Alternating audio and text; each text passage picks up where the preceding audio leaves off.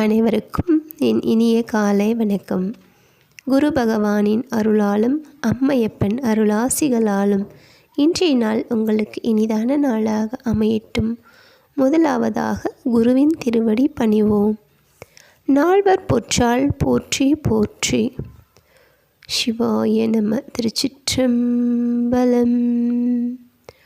ஓம் குரு பிரம்மா குரு விஷ்ணு குரு தேவோ மகேஸ்வரः. குரு சாட்சாத் பரபிரம்மம் தஸ்மை ஸ்ரீ குரவே நமः. குருவருள் பெற்ற அனைத்து செயலும் சித்தி பெறும் என்பதால் முதலாவதாக குருவின் திருவடி பணிந்த பின் நற்காரியங்களை துவக்கம் செய்தல் நன்று.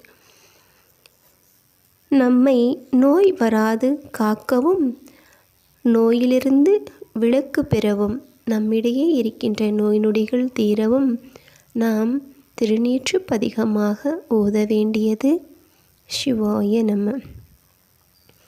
மந்திரமாவது நீரு வானவர் மேலது நீரு சுந்தரமாவது நீரு துதிக்கப்படுவது நீரு தந்திரமாவது நீரு சமயத்தில் உள்ளது நீரு செந்துயர் வாயுமை பங்கன் திரு ஆளவாயன் திருநீரே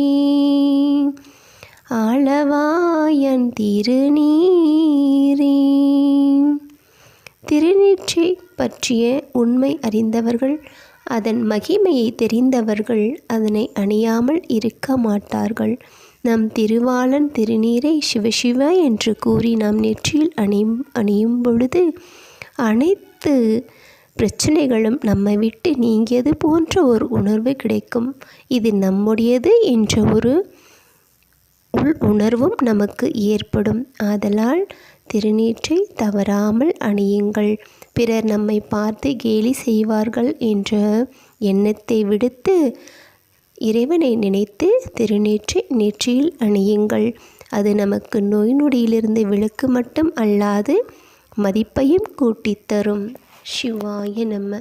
திருச்சிற்றம்பலம்.